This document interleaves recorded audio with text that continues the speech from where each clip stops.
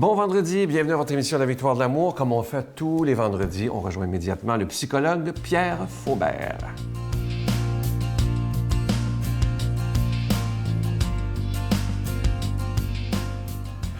Bonjour, bon vendredi. Ce matin, j'aimerais vous parler de l'amour de Dieu et l'amour personnel de Dieu.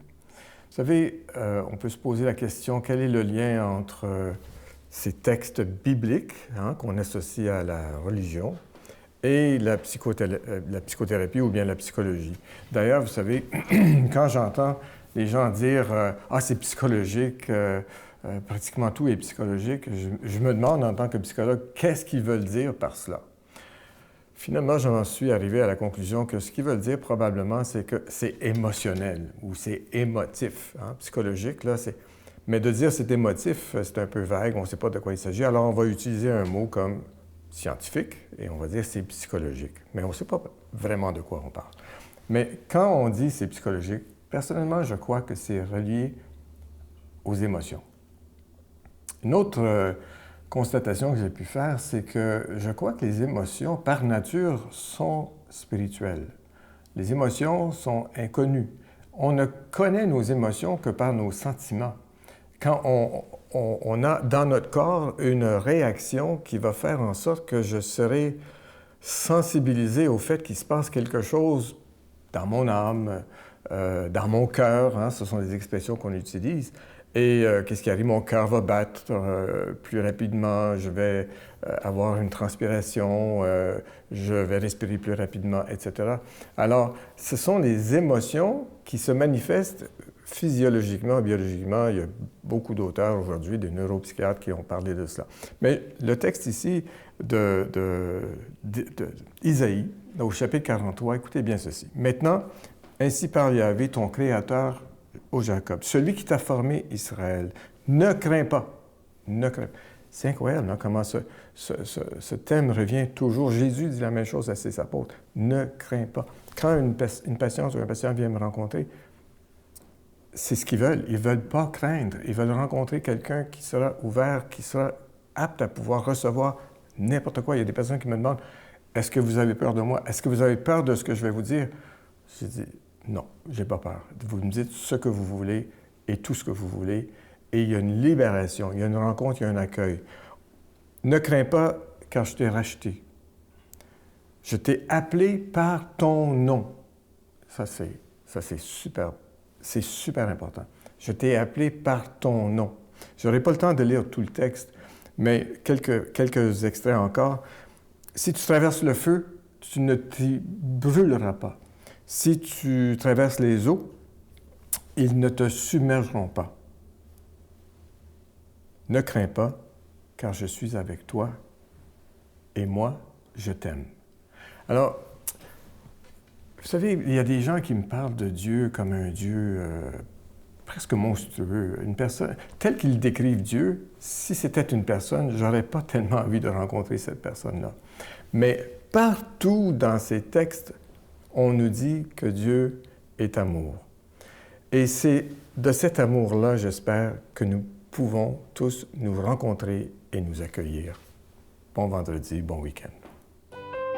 Notre Père qui es aux cieux, que ton nom soit sanctifié, que ton règne vienne, que ta volonté soit faite sur la terre comme au ciel. Donne-nous aujourd'hui notre pain de ce jour. Pardonne-nous nos offenses comme nous pardonnons à ceux qui nous ont offensés. Ne nous laisse pas entrer en tentation, mais délivre-nous du mal, car c'est à toi qu'appartient le règne, la puissance et la gloire pour les siècles des siècles. Amen. Donne-moi rendez-vous dans l'éternité, qu'il faut croire toujours en toi. Mais mon Dieu, j'ai besoin de toi, comme lui savoir dresser la table, chanter l'amour, gens de toute la terre. Joins mon cœur, je l'ai gardé pour toi, mon Dieu. La victoire de l'amour, c'est la force de la foi.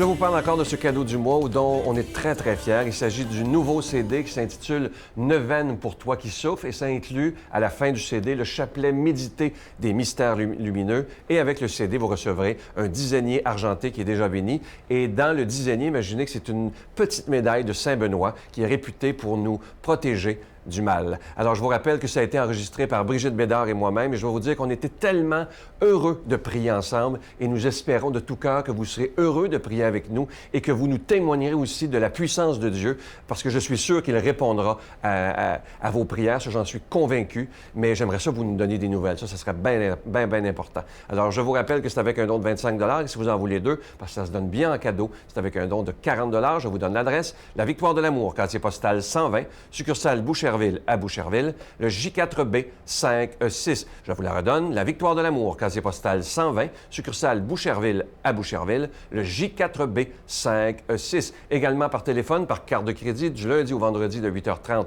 à 16h30 dans le 514-523-4433, 523-4433 ou sans frais, le 1-888-811-9291,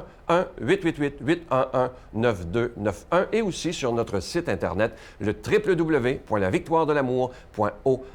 Et je vous rappelle que le CD a 18 chapitres. Alors, c'est vraiment agréable à écouter. Vous pouvez l'écouter chez vous, dans votre auto, à l'hôpital, et je vous promets, ça vous fera le plus grand bien.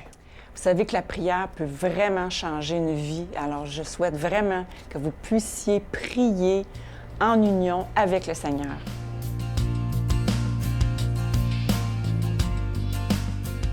Mon Dieu, donnez-moi la sérénité d'accepter les choses que je ne peux changer, le courage de changer les choses que je peux et la sagesse d'en connaître la différence.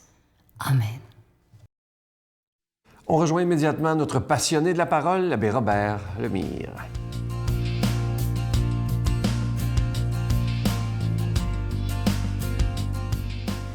Bon matin de Dieu à vous tous. Aujourd'hui, notre évangile est tiré de Saint Marc, chapitre 11, versets 11 à 25. C'est un peu long. Vous allez voir, je vais peut-être passer par-dessus quelques petits morceaux, mais vous allez voir, je vais aller à l'essentiel. Après son arrivée au milieu des acclamations, Jésus entra à Jérusalem, dans le temple. Il inspecta du regard toutes choses, et comme c'était déjà le soir, il sortit avec ses 12 pour aller à Béthanie. Ça fait qu'il s'est allé à Béthanie, et le lendemain, il quittait Béthanie. Ils arrivèrent à Jérusalem. Alors Jésus entra dans le temple. Puis là, il a regardé de nouveau, et il se mit à expulser ceux et celles qui vendaient, ceux qui achetaient dans le temple.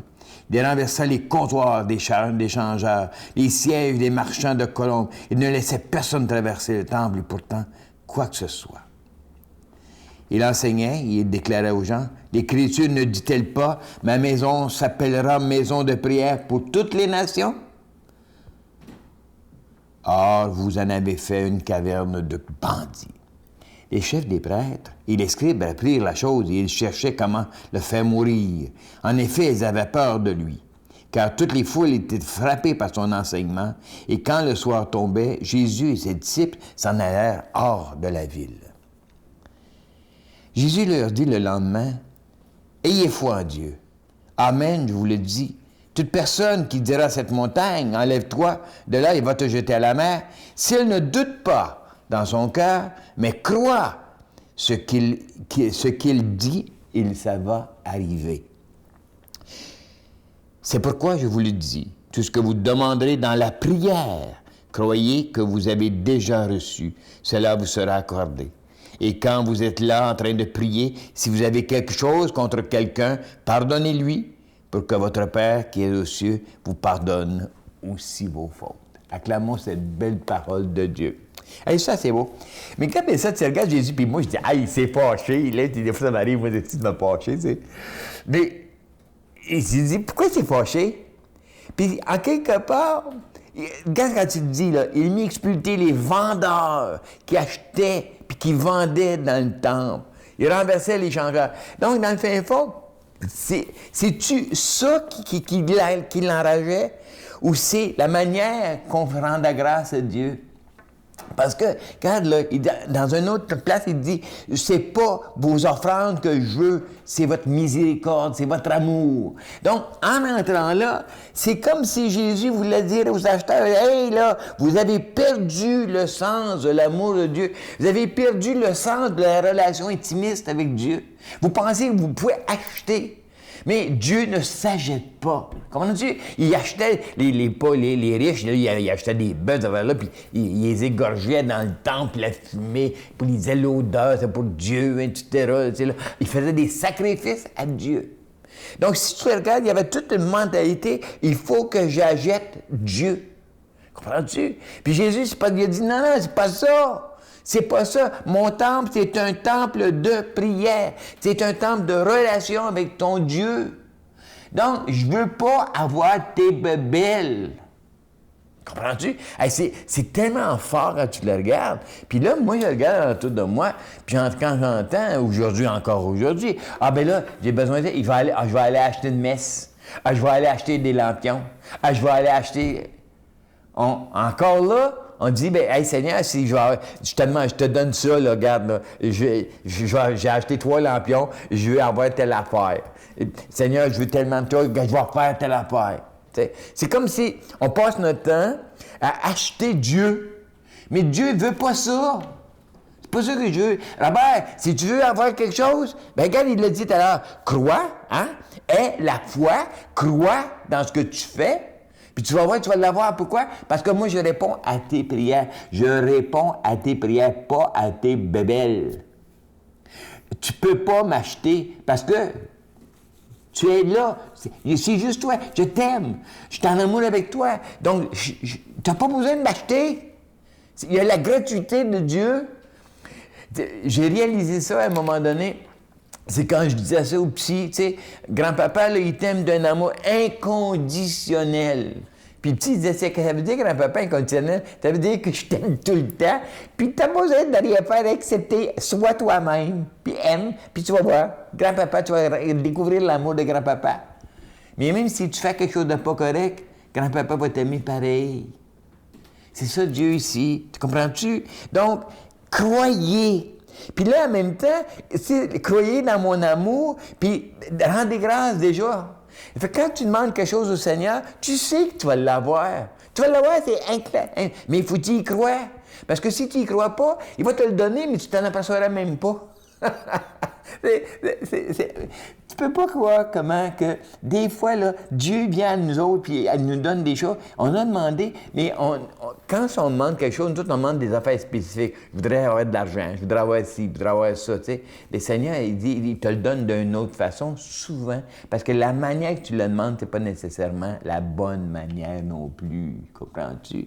Et puis, il y a une petite affaire à la fin, tu sais. Et j'ai pas tellement parlé, mais quand tu es en train de prier, il dit, il faut que tu pardonnes. Le pardon vient réveillant dans toi des forces extraordinaires. Donc, je demande au Seigneur de te bénir au nom du Père et du Fils et du Saint-Esprit. Amen.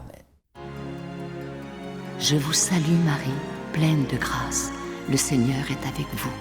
Vous êtes bénie entre toutes les femmes, et Jésus, le fruit de vos entrailles, est béni. Sainte Marie, Mère de Dieu, priez pour nous pauvres pécheurs, maintenant et à l'heure de notre mort. Amen. Il me reste que le temps de vous souhaiter une excellente journée aujourd'hui. Je vous souhaite ce qu'il y a de plus beau, ce qu'il y a de plus grand, et disons des beaux merci. Bye. Bonjour à tous, je m'appelle Franck Nicolas, je suis très heureux de vous retrouver ce 29 mai. Vous savez, souvent, nous avons une différence entre ce que nous voulons et ce que nous avons.